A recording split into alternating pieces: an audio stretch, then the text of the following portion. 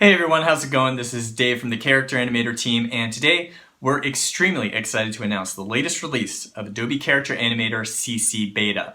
There are a ton of new speed increases, workflow optimizations, and features that you guys have been asking for quite a while. Things like dynamic linking with After Effects and Premiere Pro, dot puppet shareable file types, key trigger take groups, easier independent controls, a brand new interactive cartoon tutorial, markers, eye gaze controls, a ton of other things. This video is going to walk through those in depth and teach you how to use all these new features in your own creations. So let's get started. So one of the first things you may notice when opening up Character Animator is we have a new interactive cartoon tutorial here. So if you click on Start Here, that's going to open up this new interactive cartoon.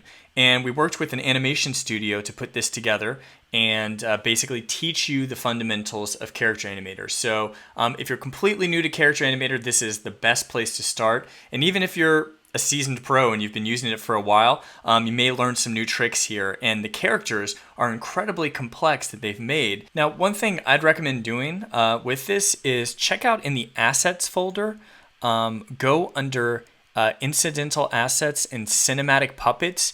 And this is where you'll find the actual puppets that were used to create this production. Another thing that's really cool about this is that they change scenes a lot. So there's a lot of different camera angles and other things that happen within this. And the way they did that actually was they had this master scene, background scene, and in that they embedded all these other nested scenes that come together. And you can see that when you put multiple scenes together, you can create kind of this multi-camera view and actually create a interactive cartoon within Character Animator.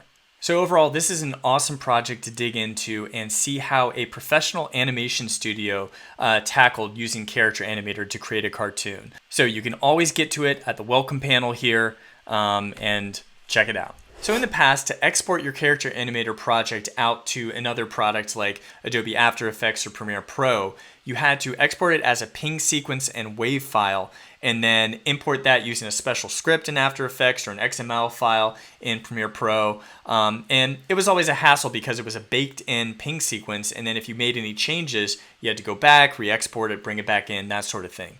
Well, luckily, and this has been one of the biggest feature requests that we've had, you now have dynamic linking with After Effects and Premiere Pro. So I'm going to show you how to do it in After Effects, and it's very similar in Premiere. So I've got After Effects here. I'm going to go back to Character Animator, kind of drag it over top of it. I'm going to find my scene, Bongo, and I'm just going to drag it into the project panel here in After Effects. Now make sure that you've got the latest version of After Effects, otherwise this isn't going to work. And there you go. Now I have my scene, and it shows up as a dynamic link file with the same frame rate, the in and out point exactly as I would expect. And then all I have to do now is drag this into a new composition. So there you go. Now I've got my full performance that I just did, and this is something that I can, layer around with anything else. So I can put Bongo in a jungle and have trees in front of them and mountains in the background and a waterfall and all this other stuff in After Effects. Another way to do this, you can do it within After Effects itself, is just go to File, Import, File, and then find the Character Animator project, this chproj file, the CH project file, and open that up. And that's going to bring up this dynamic link menu, and you'll see all the available scenes here that you can bring in. So in this case, I knew that the Bongo scene was the one I want to bring in. So I'll select that, hit OK, and it does the exact same thing. And so again, if I just want a composition, drag it into the new comp icon, and that's all there is to it. So the best part about this is it makes the workflow between Character Animator and After Effects and Premiere Pro a lot easier and more seamless. So for example, if I just make, for some weird reason, I want Bongo to be upside down. So I'll do that. And that's saved. That's all looking good. If I jump back to After Effects now, it may take a second, but that change automatically shows up. So this is great. I can see how my characters are interacting in a scene and then make minor adjustments in the character performance itself within Character Animator without worrying about having to continually re-export a ping sequence and wave. So this is a really helpful workflow feature. I use it all the time now, and I think it's going to lead to making things faster and easier for a lot of people. One of my favorite new features is the new .puppet file type. And this is a way to easily share your characters with other people. I love this because I'm always sharing, example files or helping people with their files, and sending a CH project file and all these reference folders back and forth is really cumbersome. So this makes it a lot easier. All you have to do is select your puppet in the project panel over here, and then go to File, Export, Puppet. And so that brings up this export dialog. I will choose to save it, and that exports it out. So now if I go to my files, I see that I've now got a .puppet file. And this is something that I can send to anyone else with Character Animator, and they will be able to open this with all the rigging and everything that I've done, all as just one file. So this makes it a lot easier to share your projects and creations back and forth with other people. So with the new .puppet file type, it's easier for me to share rigged versions of even parts of characters. So for example, I've created these eyes and this mouth set that you can use free and do whatever you want with and modify however you want for your characters. So these eyes have, angry, worried, blink, and even if you blink yourself, they're going to do that cycle layers 3 or 4 frame blink animation. We've got squint, top eyelid, bottom eyelid, shrink the pupils, enlarge the pupils, and yeah, all that stuff. And then the mouth is example mouth that goes between a bunch of different shapes, including a woo mouth that actually is a 3-frame animation. Woo, woo. That sort of thing. So it makes it look a little bit smoother, which is nice. And all these are just .puppet files. So you can take these, bring them in, drag them into your character, and they'll already be rigged, and all the key triggers and all the animations and everything will work just fine. You just have to resize them and reposition them and that sort of thing. So hopefully this helps make the process a little bit easier for creating your own characters, because eyes and mouths can always be kind of a tricky thing to deal with. So at least hopefully this will start you off on the right foot.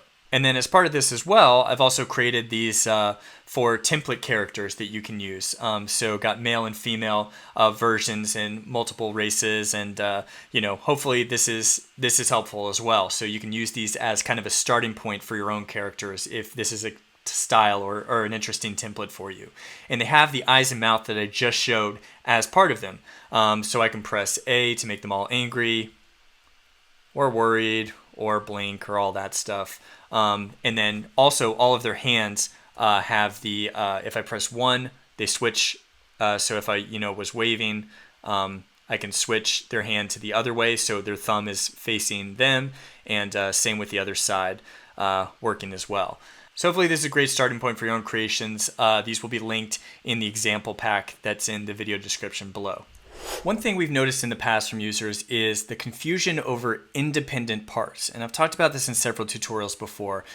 This is where in a Photoshop file, if you had a plus in front of something in the layer name, that makes it independent. And typically we recommend this for stuff like the pupils or eyebrows, things that you want to be able to move independently, but also follow the general structure and movement of your head. And in the past, the way that you saw those was either the plus symbol in Photoshop, or with something selected that's independent like this eyebrow, you would go under layer and you would see this little checkbox warp independently. Now that was kind of hidden and confusing for users. So what we've tried to do is make this a lot easier with this new column, the crown column. And a crown basically means it is independent. And so here you can see that because this has a yellow crown next to it, same with the right eyebrow, and if I drill down the right eye, I'll see the pupil also has the crown associated with it. And so all these crowns are saying is these are independent. And so you don't have to worry about the checkbox. You don't have to worry about the plus symbol. Now all you have to do is toggle the crown symbol. Now notice the yellow lines that are appearing on the right here as I toggle things. Basically, that's saying what is the parent layer or group that is controlling this particular layer.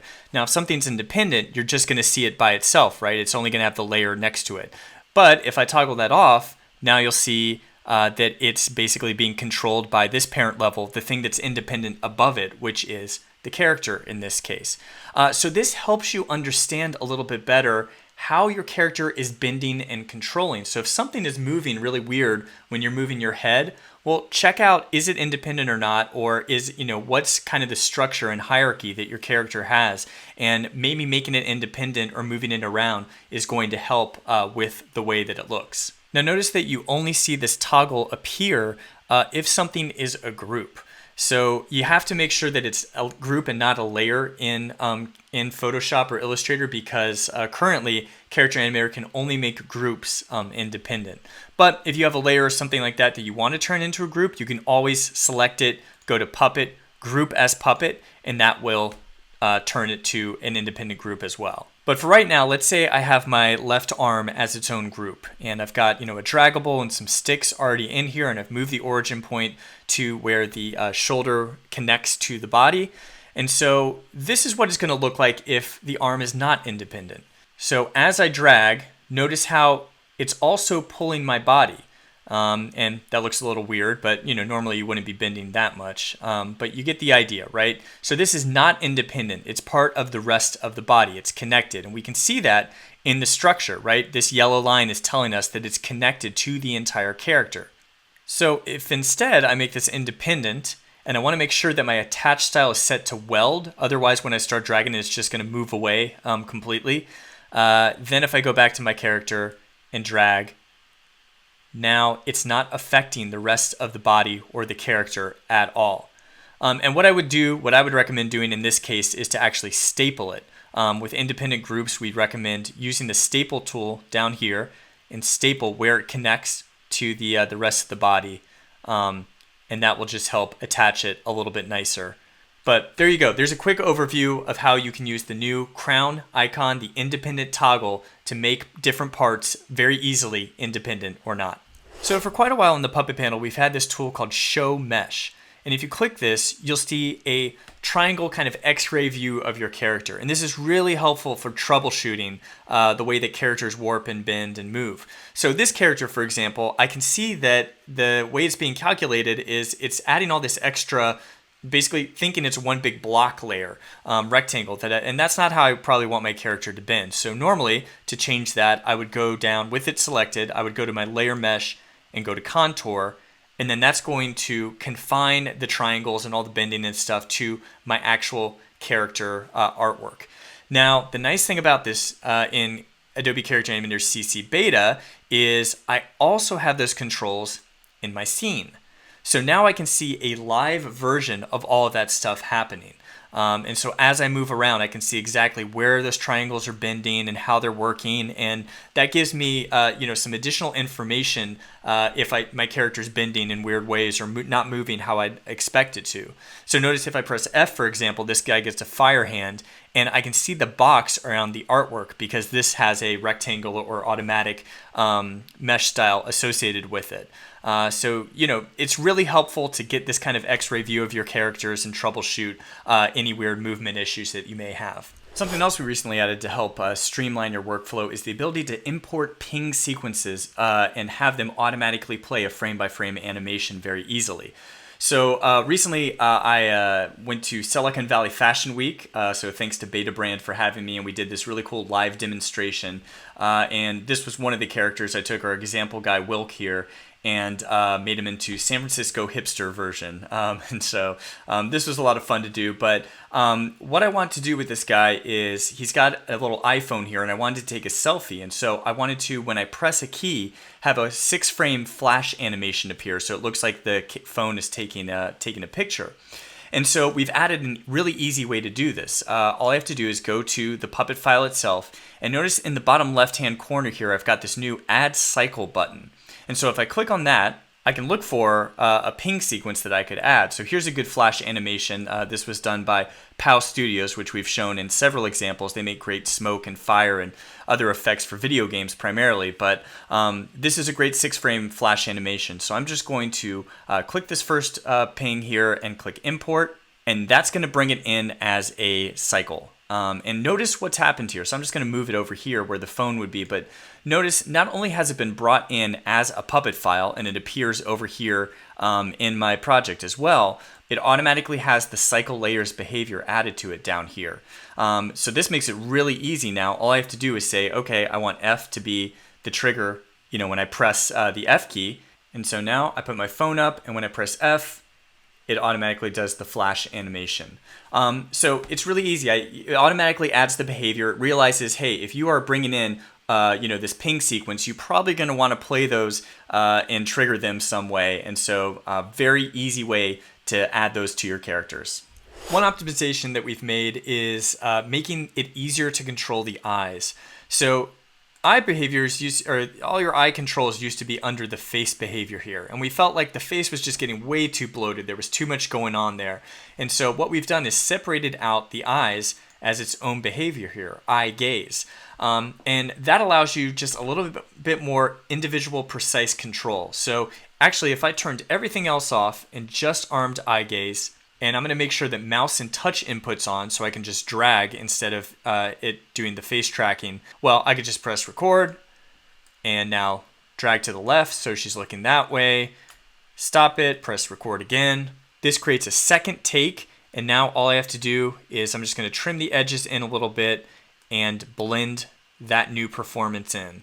So now when I play it back, it's blended in, she looks to the left, and it looks like one seamless take and performance. So this gives you a lot more precise individual control over your eye movements. Another thing we've added to this release are timeline markers. So notice in my timeline here, I've got these little markers for flower and fly away. You can drag these, you can delete them, you can double click them to rename them to whatever you want, and you can create a new one by moving the CTI wherever you want and going to timeline, add marker, and that will create a new one. So this is really helpful if you have a talk track or a soundtrack or something else that you're trying to specify where a key moment is.